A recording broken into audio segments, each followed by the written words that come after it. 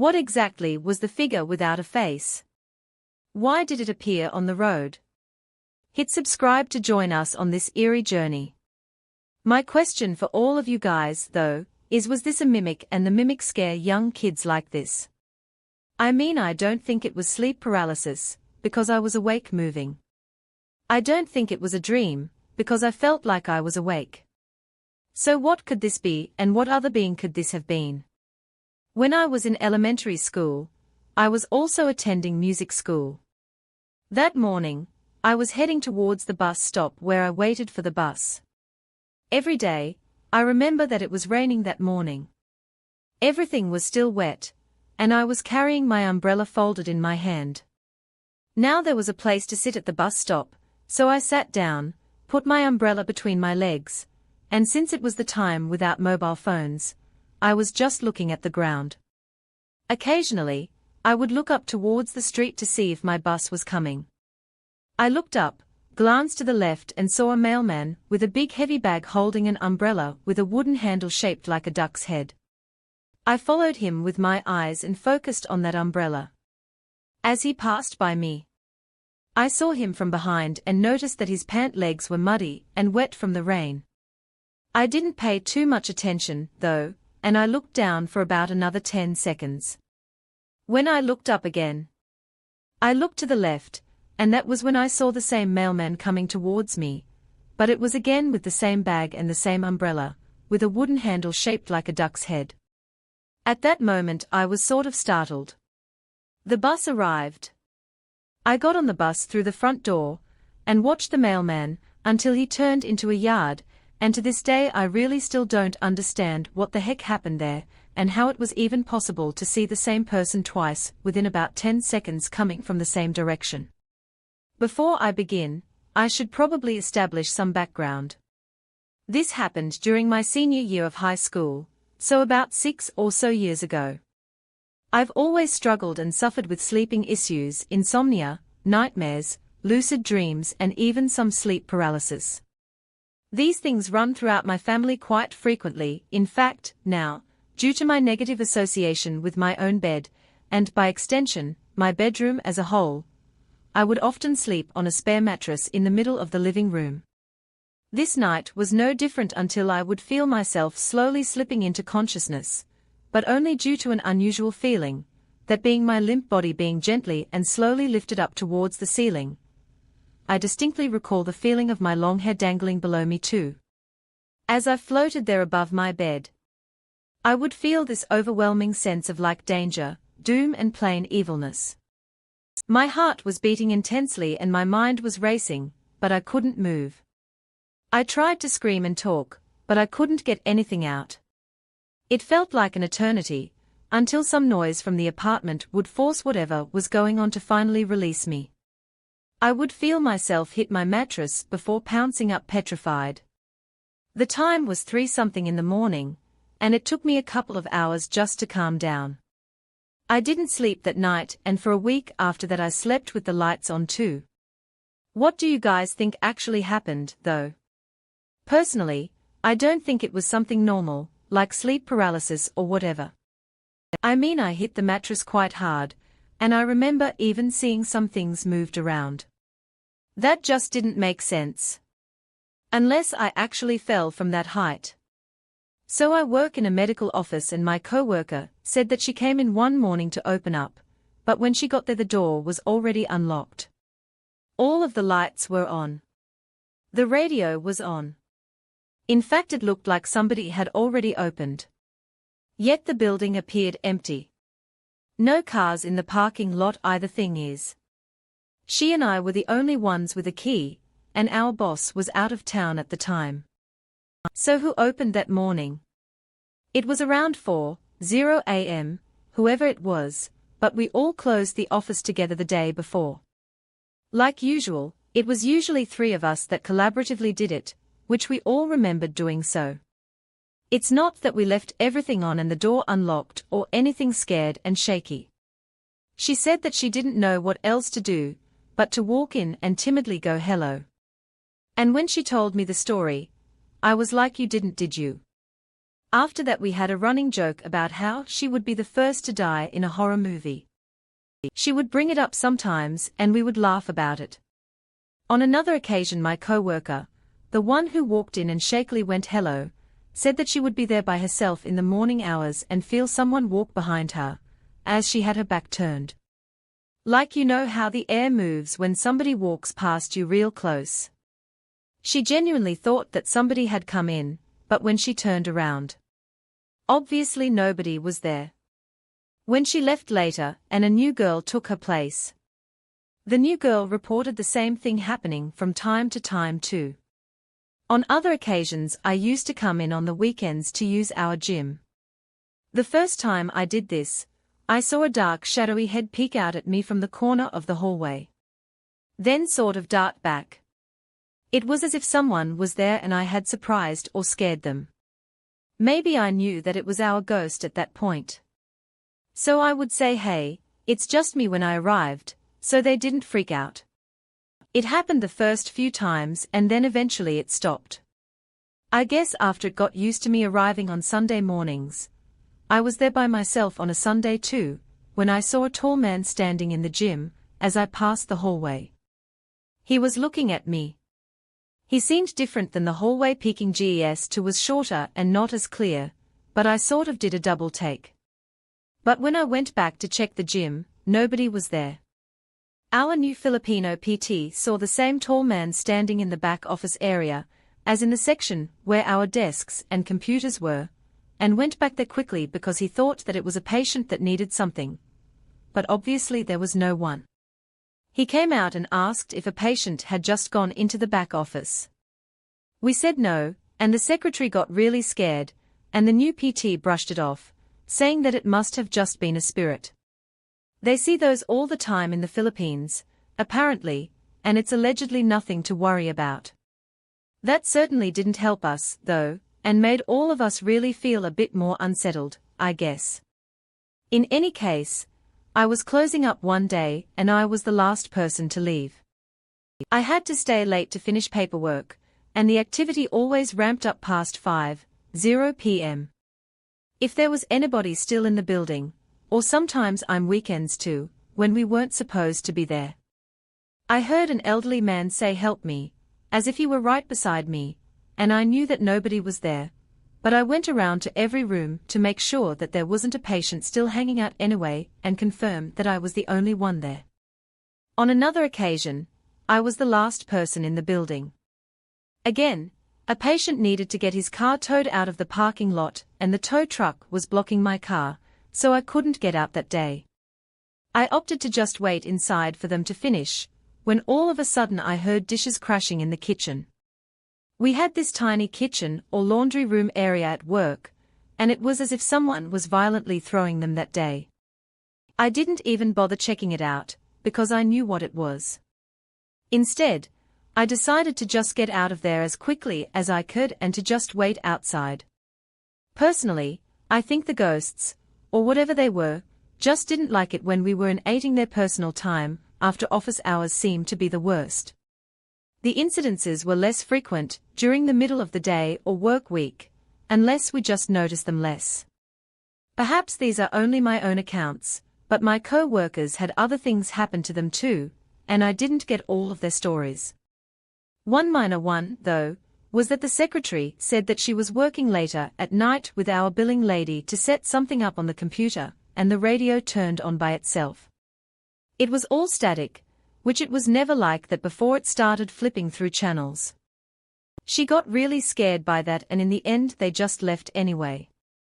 If you have any questions, then feel free to ask about pretty much anything, but I don't work there anymore, and to be honest, I'm actually grateful for that. Not long ago my mom and I were talking about ghosts and scary stuff, since the house she has now is also haunted, and she told me a very frightening story. So that day she needed to do the laundry. For that you needed to go downstairs in the basement. She got downstairs and while on her way down, she started to feel anxious, or watched a little bit scared. You know that weird sort of bad feeling that tells yourself that you should not stay there. That's what she had like. I said, though, she needed to do the laundry, So that's what she did. So there she was putting the clothes in the washing machine.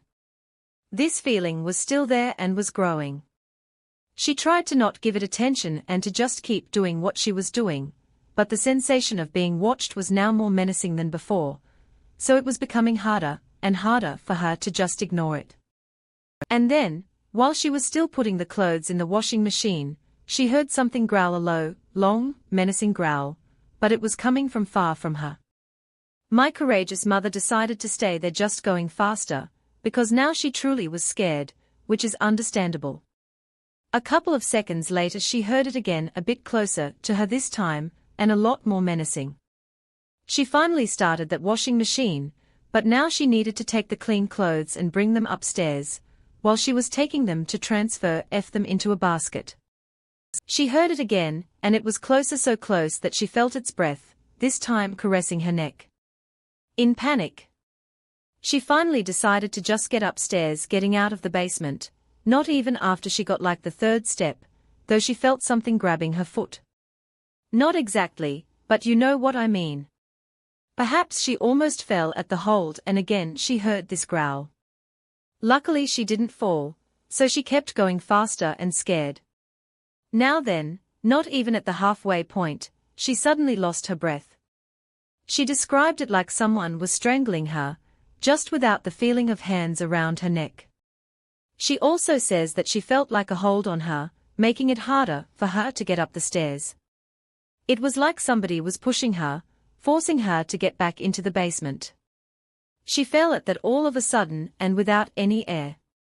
She literally needed to crawl up the stairs. Plus she was pregnant at the time. So just imagine how much harder it was to crawl and get out of this situation. She finally reached the door, though, and she said that as soon as she passed that door and closed it, her breath came back immediately, and she was no longer feeling this weird feeling and this sensation of being watched. Now she felt safe. Now I have slept in that basement for quite some time, and I have never felt or experienced anything like this. I really don't know why, but maybe since she's religious, something bad tried to do something to her or hurt her or something. If somebody has an explanation or questions, and it would be great to read it and to reach out, and I would be glad to try and answer what I can. I can also ask her for some more stories if you'd like, as she's experienced a lot of paranormal stuff. Maybe not as scary as that one, but they are for sure still pretty creepy anyway. Thanks for listening, and well, wish me luck in this basement. This happened in early February of 2005 in Concord, Virginia. I wasn't a true believer until, well, I saw what I saw, even though it was almost 20 years ago now. It's something that I think about often. It literally changed my whole life in the matter of 5 seconds. Since then, I have also become somewhat sensitive to things that I can only explain as supernatural. So let me set the scene. I was a super young mother to my first daughter, who would turn 1 later that month. But we used to live on this old curvy road, where one end brings you to Lynchburg and the other to Appomattox, like every morning. Back then I was heading to Lynchburg, but of course I was speeding to make it on time to work for 5 in the morning. There was this part of the trip where it had super sharp curves that were snake-like, with an uphill at the end of the snake. There would always be huge packs of deer in this area. So you literally go 5 m an hour with all the curviness plus the deers. This strip of road didn't have any houses for at least 3 miles each way as well. Now, even though it was 20 years ago, I still remember every single little detail of this moment. Like the outside temperature was 17 to Usher's Confessions, Part 2 was on the radio with the time being 4:43 in the morning. I remember the vanilla tree car freshener. I even remember what underwear I had on. Maybe that's too much information, but it's just kind of crazy that I even remember that stuff.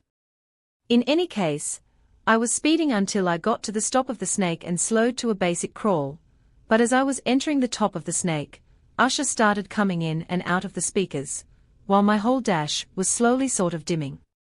Of course I had a bit of a mini panic attack, thinking that my car was dying, but was confused because I still had plenty of power when I stepped on the gas. But by the second curve I got the most intense feeling that I have ever had.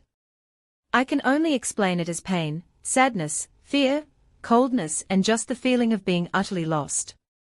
All I could do was bawl my eyes out like a full-grown woman crying like a baby, and as I reached my last curve before the uphill, I saw him. I saw him leaning against the hill. That was right next to the road. I first noticed his bare feet with his grey tattered pants.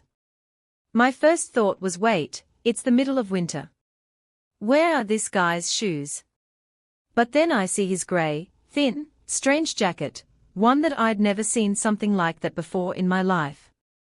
As I slowly made my gaze to his face, I realized suddenly that he didn't have a face, but rather just a shadow. I literally could make out every other detail, but his face, it was just gone. Now you know if you're going slow enough, and you sort of hit your brakes. The red glow can see what's behind you in the mirrors. Well, this guy was just gone, and so were all those emotions that I had. 2 seconds ago, I got out of there and drove on, and I made it to work with only being 2 minutes late. That day after work, I decided to walk around downtown, his historical buildings, something I've never really done in the 5 months that I've worked there. That was the day that I learned what the Civil War soldiers actually look like and discovered my road was apparently used as a trail back in the day. I also had no clue that when a soldier would die, that they would steal anything useful off of the fallen soldiers. Now I know what I saw that day, and I can't tell who or what side that soldier came from. But because even though I thought that I'd seen the color gray, it was really just a ghost, and I mean, do they even really have colors? This is a story from what a friend and I saw 7 years ago. It was the week of my birthday, November 2nd, 2017, and as I shared a birth date with one of my gamer friends, we decided to have a weekend birthday party that would take place from the 3rd to the 5th. One of my friends had to go to work that Friday and work for a couple of hours before he could come back, but he didn't arrive. I offered to drive him there and back, as he was a very good friend, and I didn't want him to miss the first night of TTRPGing. Also, since I had reached an age where I wasn't drinking as much as I did in my early 20s, it felt like a good time to get together. He worked as a floor cleaner in a chain store in our home state of Michigan. That was 20 m away from my house, so I was fine with just waiting in my car with my book. Now I work in the criminal justice field and am trained to observe and retain details about notable events. I am still able to recall critical events from 12 years ago with great detail. Also, my friend was present and confirmed everything that I saw. He may not work in the criminal justice field, but he did go to college focused on it, and he is a great observer. After noticing things that all our friends miss anyway, it was 2 in the morning when we drove to this job. Being the gamers and the SCI-Fi fantasy fans that we are, our conversations were filled with our geekiness the whole way up. Driving north along this Michigan highway, we didn't see anything other than some white-tailed deer movement, which in the rural area of Michigan is not out of the ordinary. And it seemed to be another fall night with a relatively open sky as well. My friend went into work while I read my book, with nothing abnormal happening while I sat there. He came out a couple of hours later, and we set off back to my place. We had been driving and talking further about various geeky topics until we began driving up this hill. We just seemed to have an awkward silence between us in the middle of our conversation, and I specifically remember thinking something was just off as we reached the crest of the hill.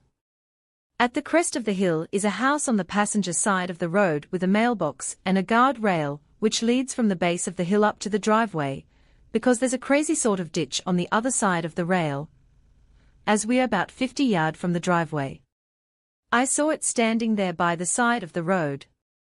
I could see the brown legs, torso and antlers. I specifically remember thinking that the deer looked absolutely huge, and in the back of my mind thinking that I should find out who owned the property near there. That would let me go hunting near the area, but as we reached the crest of the hill, I realized that this was not a white-tailed deer. This thing was standing on two legs, with what would have been its front legs hanging at its sides, as a human would have their arms. The head was also wrong, as it just didn't seem to have a snout, and its face was covered by hide, with its green glowing eyes facing toward us. Its antlers were sitting at the top of a sort of human-shaped skull, almost, which is not where they sit on a deer's head. This thing, though, was absolutely massive, standing between 6 and 1, 2 and 7 foot tall and very broad, which I'm gauging off of the scale against my car, as I drove by it. In comparison to my size, I drove a 2008 Chevy Imp, and I'm 6 tall. My abdominals were aligned with the window when I was standing outside, and when we were right next to this thing, I saw its legs at knee level. I managed to keep driving onward without any issue, and my friend and I continued in silence for well nearly a mile, when he finally turned to me and said, "Did you just?" He asked before I cut him off, saying yeah, and as he brought it up, I felt a knot forming in my stomach. He continued, "You know that could be a..." I cut him off again, and said I really don't want to talk about it.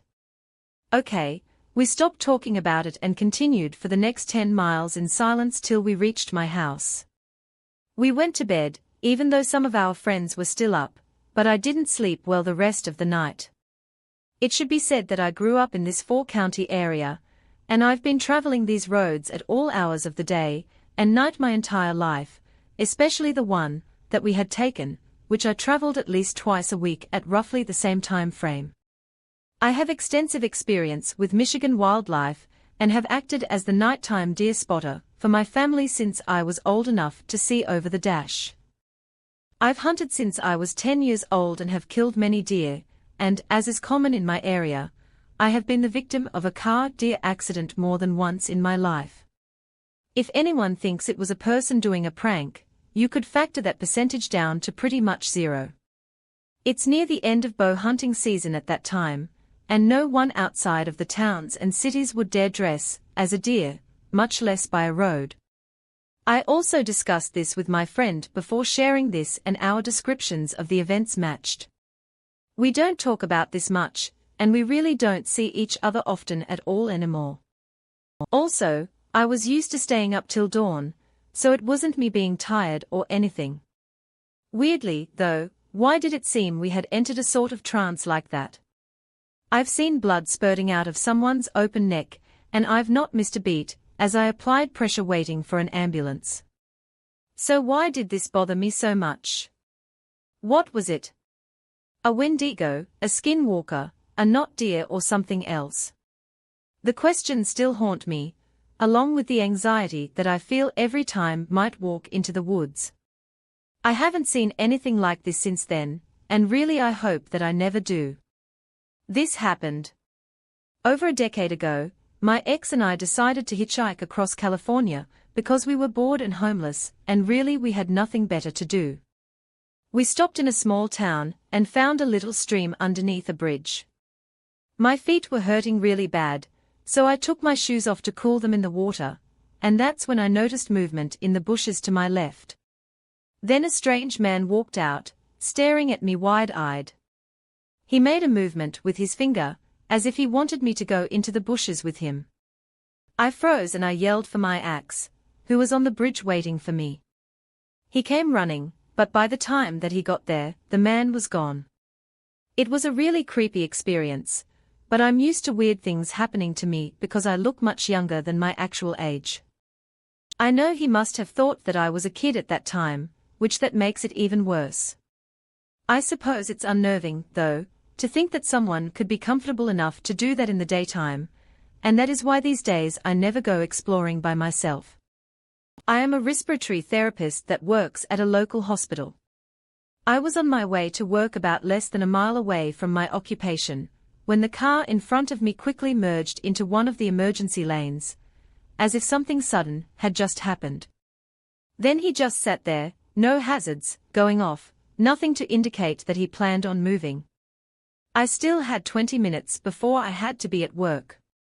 Assuming this individual may be in distress, or have car problems, I decided to be a good Samaritan. I parked on the shoulder of the road and turned on my hazards.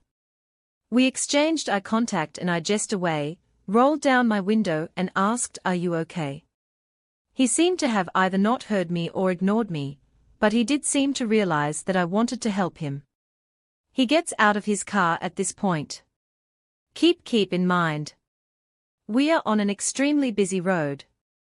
I'm also in my work scrubs, which tends to help people relax, knowing that they are with a healthcare professional. However, this was different. When he got out of his vehicle, I assumed that he would have told me that he was in some type of pain or something that caused him to pull over abruptly. I mean, he'd been driving fine the entire time that I was behind him, so I casually get out of my vehicle and walk over to the back end of his car. And this is when I officially start a conversation asking if he's hurt, or if something is wrong. Just all the basics. But the thing is, his eyes were so cold, he had this body language to him that almost made him seem a little unhinged or skittish. He hadn't answered any of my questions, so I tried once more asking, "Hey man, we are in the middle of a busy road. Is there something wrong with your car, or something going on with you?" He simply replied no. I started to feel the sensation of discomfort, like he wanted to do something to me, but was restraining himself, so I just continued to play it off. He didn't seem drunk or high, but he had these black beady eyes that I just couldn't stop looking at. It was as if he was just a vessel to something dark. I tried to continue the conversation. "Well, why did you stop, man? You don't want to get hit out here, do you?" He replies, "I don't know. I don't know where to go." I didn't know what he meant by this, so I questioned further by saying, "Do you know what city you're in right now? If you're lost, I can tell you where the nearest highway is," which was also less than a mile away. His reply was a little chilling anywhere, but here I was now really confused. He didn't know where he was, but he felt this urge to get out of the area as quick as possible. So I asked, "Well, what direction are you wanting to go?" "The 75 north will take you to Dayton. You could also take 75 south and you'll head to Cincinnati." He then asks, "What would you do on my position?" Now I have no idea what he meant by this. I simply said, "Oh, I don't know what kind of position you're in, man. Can you drive? The hospital I work for is within view, and we don't have to go in. I just want to make sure that you don't get hit." He agrees to follow me, but once I turned on my blinker to turn into the hospital, he completely stopped following me, pulled a U-turn and just sped off.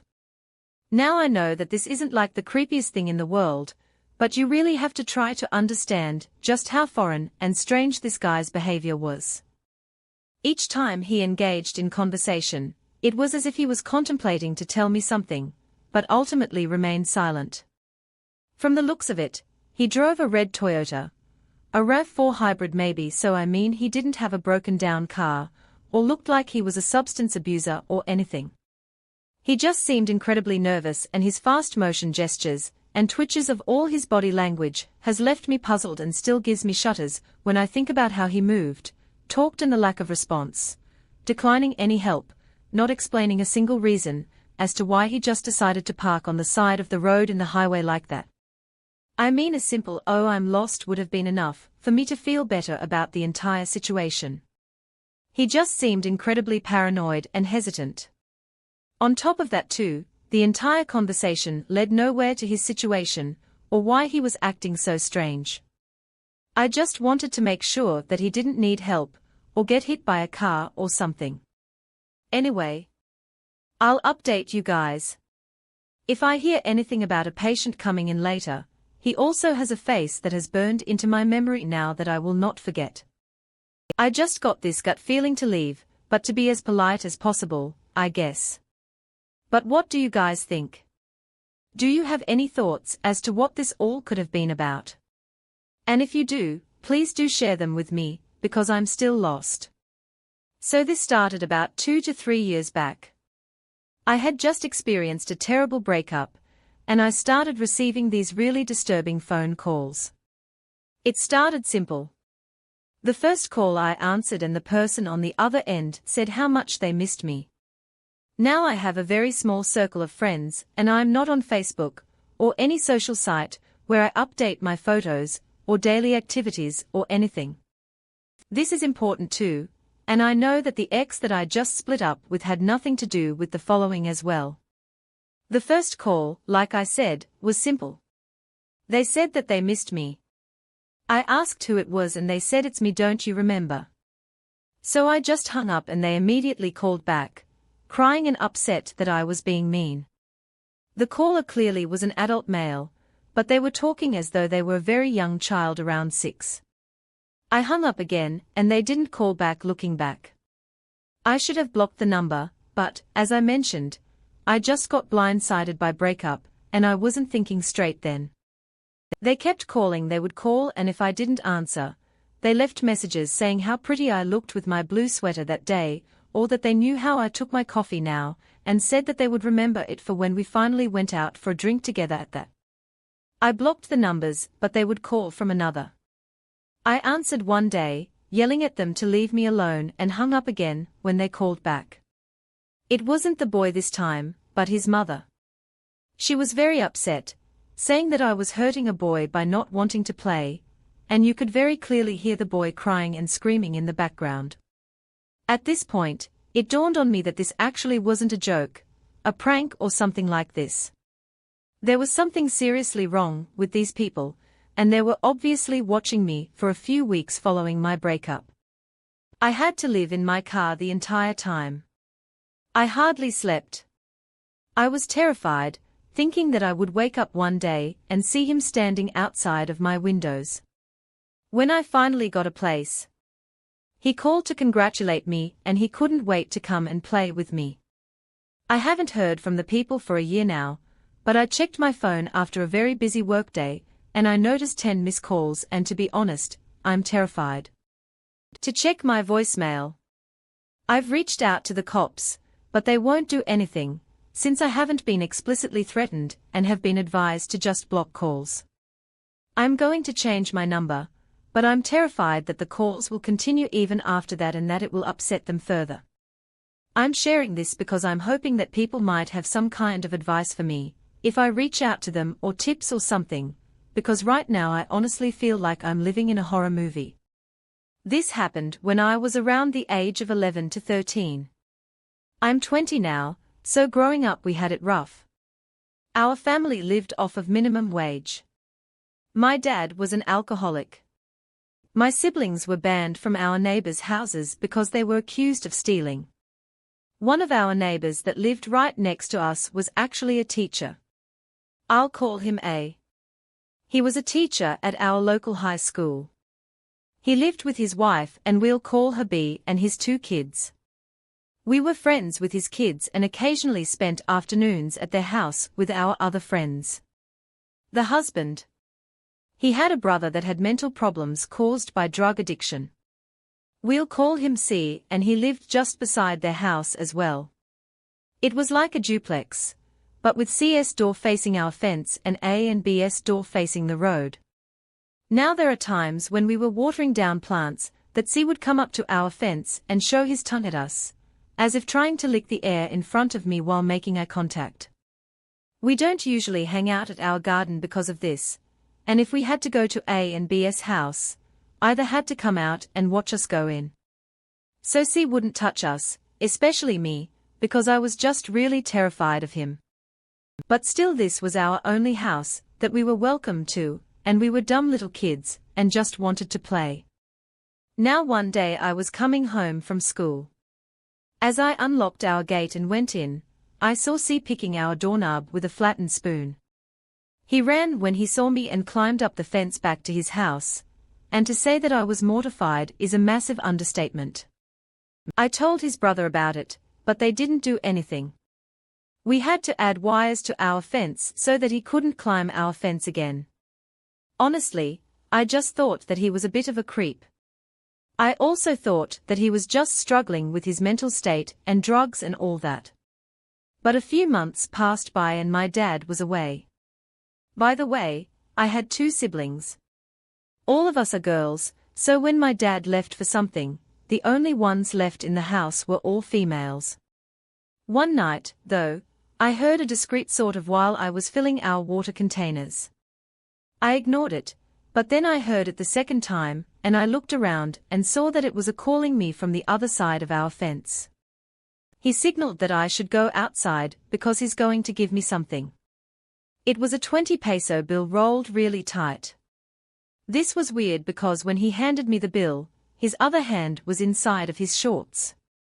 It happened again after a few days, and this time he was wearing only a towel on his lower half, and his hand is again inside the towel, clearly doing something under there because I can see his forearms moving.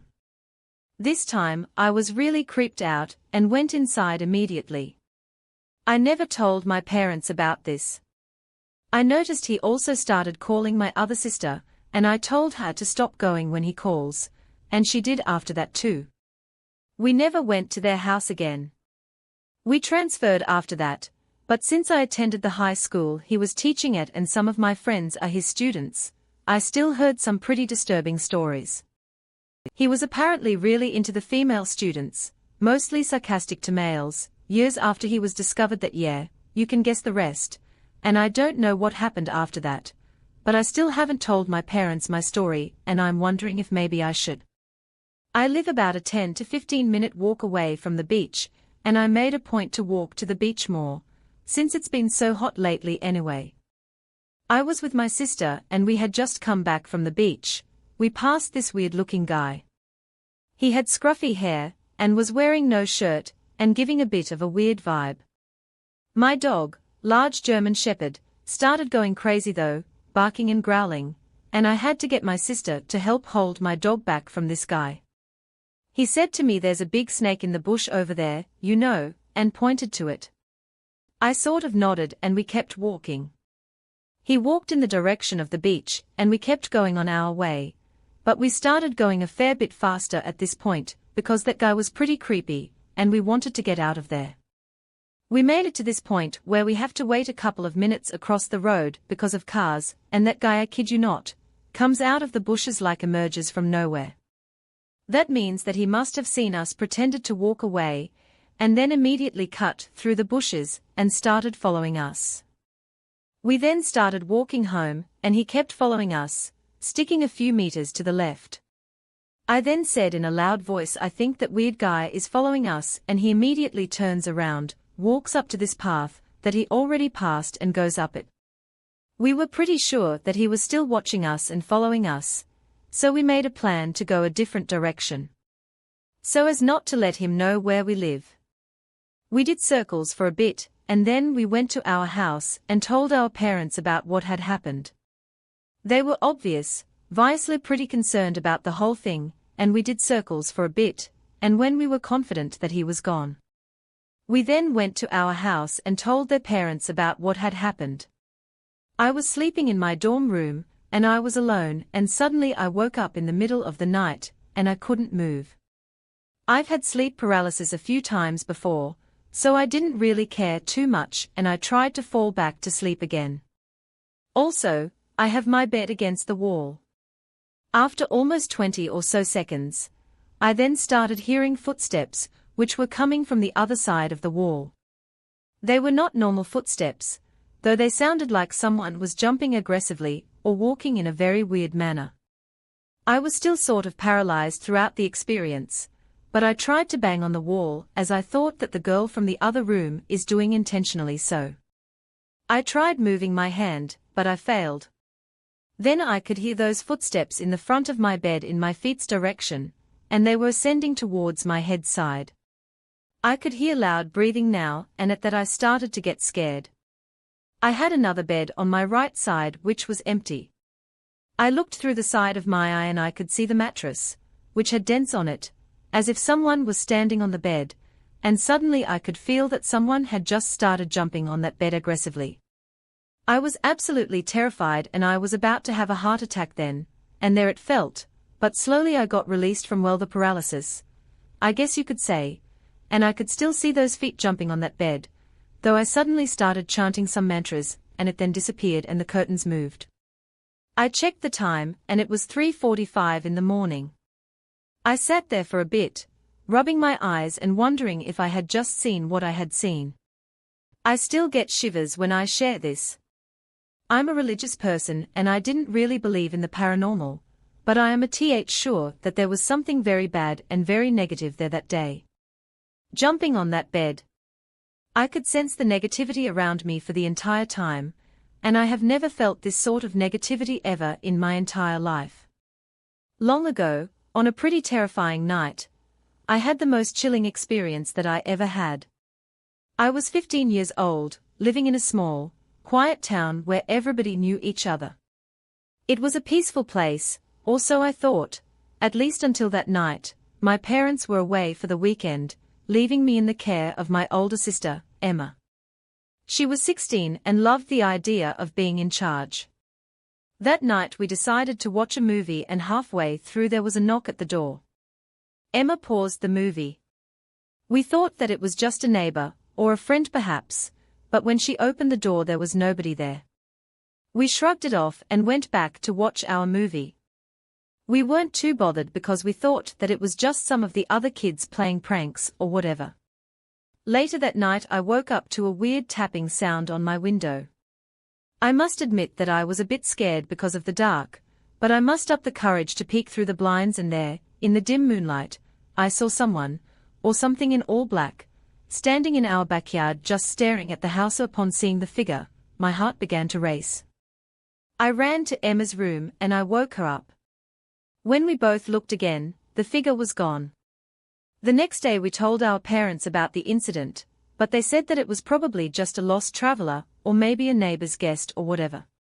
But I couldn't shake off the feeling that something just wasn't right. The following night the tapping it returned more persistent. This time it sounded like someone was intentionally trying to scare us. At this point, I told Emma and she called our parents, but there was no answer. We were alone again and we were scared. Emma decided to call the police, but as soon as she picked up the phone, the tapping stopped. We felt relieved, but still a bit uneasy. We tried to sleep, but a sudden loud bang from downstairs jolted us both awake. Emma quickly grabbed a flashlight, and we tiptoed downstairs to see what the noise was. The living room was just a mess. Books from the shelves were thrown onto the floor, the couch cushions were scattered everywhere, and then we heard a whisper, a faint eerie voice coming from the kitchen. It was singing a slow sort of haunting tune. Emma signaled for us to sneak back upstairs, but as we turned, the kitchen light flicked on by itself. Upon seeing that we bolted upstairs, locked ourselves in my room and pushed my dresser against the door. We huddled together, listening as footsteps started coming up the stairs. Slow and heavy. They stopped right outside of my room. The doorknob rattled gently, then more violently. We were trembling, holding each other tightly. The house then went silent for a moment. Then a voice, soft and raspy, spoke from the other side of the door. "I know you're in there." It said. We did not dare to respond. Then the sound of footsteps receded. We stayed awake the whole night. We were scared to even breathe. To be honest, in the morning our parents came back and found us asleep in my room, the dresser still blocking the door. We explained everything and they called the police. The officers found no sign of forced entry, but they did find footprints outside, beneath my window and around the house. After that incident, my parents installed security cameras and an alarm system. The police patrols in our area increased as well, but the scariest part was that they never really caught anyone. Sometimes, when I'm alone, I still hear a faint tapping and I freeze wondering if it's just my imagination, or if whatever that was has returned. This was during the pandemic in San Francisco. The streets were a lot more bare than usual that day. I had recently moved to my new apartment in Nob Hill from the notorious Tenderloin district, which actually wasn't as terrible as it said, but I was still very happy to leave nevertheless. One night, though, I was feeling a little bit nostalgic and missing the beer prices, so I wandered the street down to TL. I always wear headphones while walking, but this evening there was an inner voice that told me to turn them down and keep my eyes out. It was about 10 p.m., and I listened to that voice, but with little caution. I got down to my old hood, deep within the craziness, where the only sign of the pandemic was masks on everybody's faces. I buy my 40-ounce of St. Ides and I head back up the Steve Hill to California Street to get home low, and behold, a few blocks out of the hood, I feel this dude behind me. First, even though the sidewalk is completely empty, I move to the side to let him pass, but guess what, he doesn't. I turn to see, well, his junk in his hand, trying to rub it all up on me. I scream at him, and he scares a roach into the shadows. Mind you, the streets are getting real steep at this point. He's a bit chubby, so I'm like, let's book it up these hills. I get a few blocks up and like 30 floors later, and no one is behind me. I breathe a sigh of relief and maybe I can just walk home now, when all of a sudden, like the Terminator I swear, he appears from beneath the street light and starts coming after me faster than ever. I pick up my pace, feeling like I'm in the worst dream ever or some horror movie, but then realize that what I'm doing is the wrong move. So I stop and I start screaming, but look around and there's not a soul. The streets were completely dead, and that really scared me. He started cornering me into this wall with his junk still out, and suddenly I remember to act like I saw a bear, like be big and yell, make them afraid of you. So I made myself as big as I could and crazy and pulled out my 40-0 bottle, and I said, I'm going to kill you. I did end up with a few scratches and bruises, but it worked. That creep eventually ran off, even still. I ran off scared, as well, looking behind me every other moment until I got to my favorite place, in a cool breath park, and I waited shaking until I was sure that he wasn't following me before I went home. Moral of the story, I suppose. Treat your aggressor like a bear if you can. So this happened 2 years ago, June 23, 2016, while I was cleaning out my house. I was renting at a house for a year and the year was almost up at this point. I wasn't going to be living there the next year, so it was time for me to start cleaning out and moving my stuff to my next place. The house that I had at the time was fairly small, but it was plenty of space just for me. I lived there by myself and I just finished cleaning out the living room, other than some basic furniture, and I had moved on to clean the kitchen at this point. There were quite a few cabinets in this kitchen, so many that I didn't use a good number of them. I was looking through some of the ones that I didn't use to make sure that there was nothing that I had in them. One of them I opened up and I saw something in the back corner. It looked like some type of shirt or rag or something. I grabbed it and saw that I didn't think that it was mine, but when I moved it revealed a small white lever that I could just barely see. The cabinet was in the corner, sort of by the sink and halfway blocked by the stove. I honestly thought that it was just another pipe, but it just looked a little bit different to me. I suppose I got inside and had to crawl inside the cabinet, which was pretty large. Once I got inside, I saw there was a small trap door to the side leading into the wall. I couldn't believe what I was seeing. I mean, you had to be completely inside in order to see the detail of it, and I decided to open the door, which led to an extremely narrow hallway with a sort of crawl space.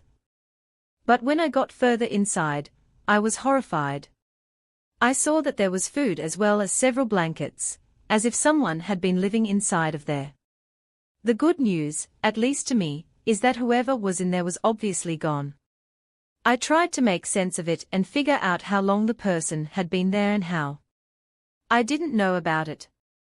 I was gone from the house a lot with work, I suppose, and other stuff, but I just didn't know how it was possible for someone to live in there without me knowing. In any case, I continued cleaning until it got pretty late, and the next day after work I continued. I was still kind of in shock with finding a secret room in my house, then decided to look at it once again. I opened the cabinet and went inside. Then I pulled the lever open, just like I had the previous day, but this time as soon as I opened it, I saw movement and then saw a person for a split second.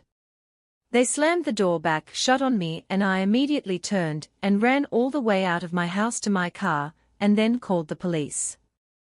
I was so scared that I started driving away as well. I opened up my phone and told the police the whole situation. They came to my house a short time later to find that whoever had been in there was now gone. I was absolutely disgusted knowing that this random person had access to my house, for who knows how long. It felt like a vivid nightmare that I needed to wake up from when I opened my phone to call the police. It showed the date was June 23, 2016, and I still remember this date. 7 years later it stayed with me like a scar that I don't know if I will ever really heal from. Luckily for me, I moved out the next week. I really don't know how long the person was living in my secret room, but thankfully it never gave me a problem. So about 5 years ago now I lived in a flat. I'm from the UK, so a flat is basically an apartment. It was just me and my dad that lived there, and my dad has always been a workaholic, so he was away for weeks at a time, weeks alone, which I'd have to defend for myself at 13. I didn't have any issue with this. To be honest, as I love the independence and I loved feeling like I had my own place as well, but I'll admit that I was a little bit lonely.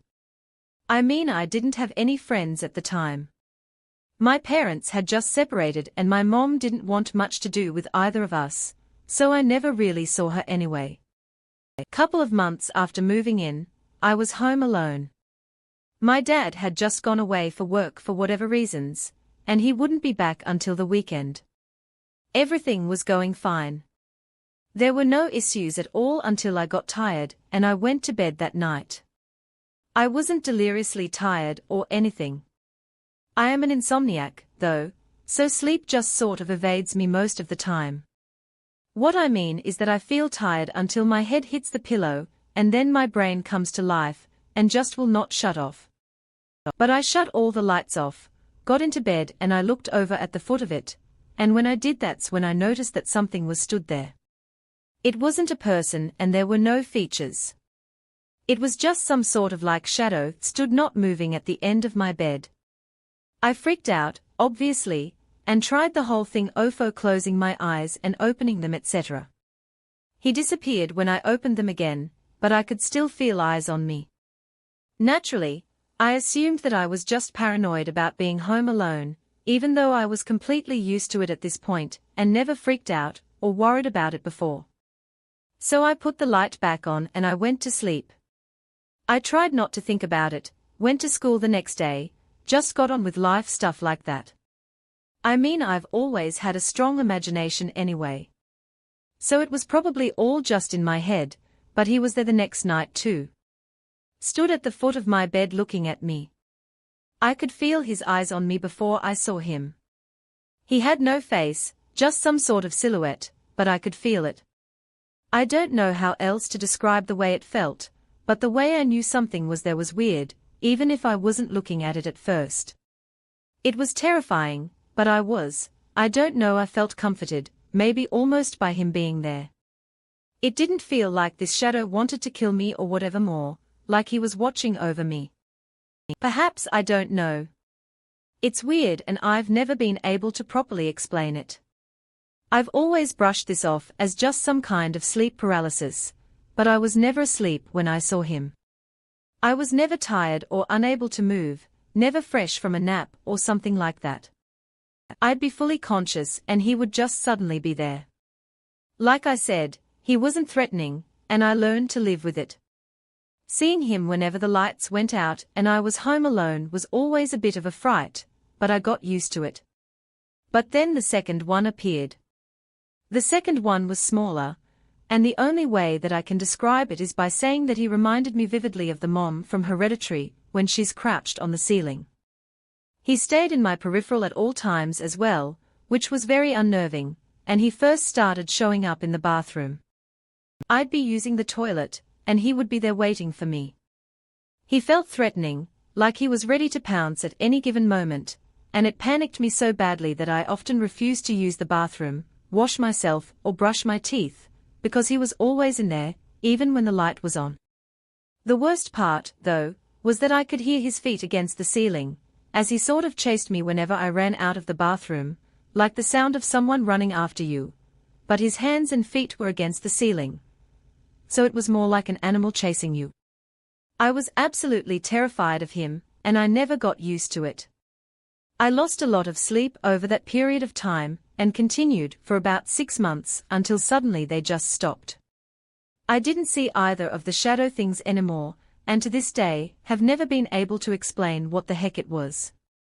I've spoken with counselors about it and their only response is that it's some way of my brain coping with neglect or something like that. But I just cannot help but feel like it really wasn't purely my imagination. Who knows? Maybe I am crazy or maybe there's some sort of psychological reason behind it, but I will never be able to forget the sound of rapid footsteps behind me like that, or the feeling of eyes crawling all over me like 1,000 bugs as I slept. Don't forget to subscribe for more scary adventures.